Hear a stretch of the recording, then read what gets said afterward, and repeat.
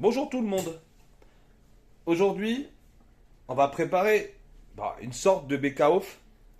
Alors c'est une recette alsacienne avec des patates, normalement avec différentes viandes. Mais là on a que du poulet et j'ai voulu faire une marinade complètement différente, un peu style asiatique. Là je l'ai déjà faite la veille parce qu'il faut la laisser euh, la veille dans un bol pour que ça imprègne bien, la viande imprègne bien.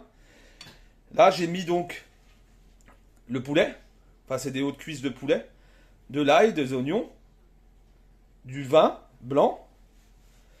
Alors j'ai fait un peu, j'ai pas mis de sel ni de poivre pour l'instant, on verra ça plus tard. Euh, j'ai mis de la sauce soja salée, mais aussi sucrée, un peu de cèpe, vous le voyez là. Bon, comme j'ai dit, ail, oignon et du persil. Et je vous dis, pas comme ça sent bon.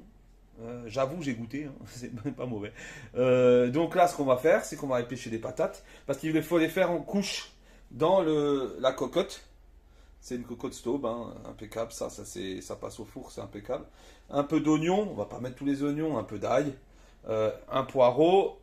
Ah, j'ai oublié de mettre des carottes, on va mettre des carottes.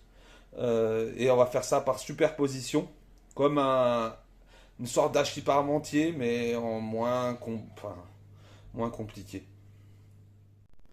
Voilà, donc on a épluché carottes, ail, poireaux, oignons coupés en tranches.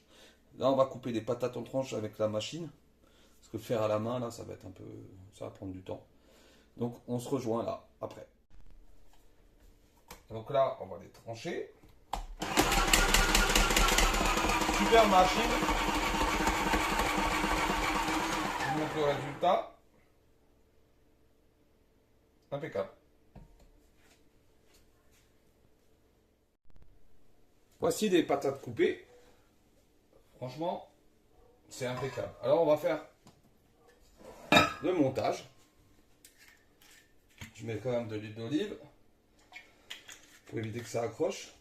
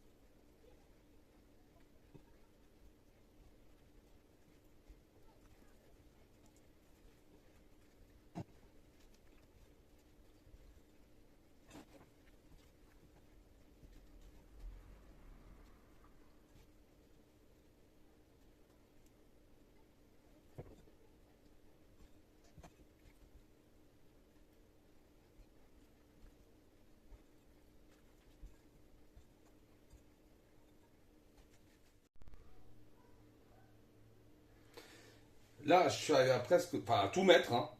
Maintenant, on va voir. Je rajoute un verre d'eau. Comme ça, il y aura de la vapeur. Je rajoute un peu de sel. Encore. Un peu d'huile d'olive. Pour éviter que ça accroche, hein, à certains endroits. Et voilà.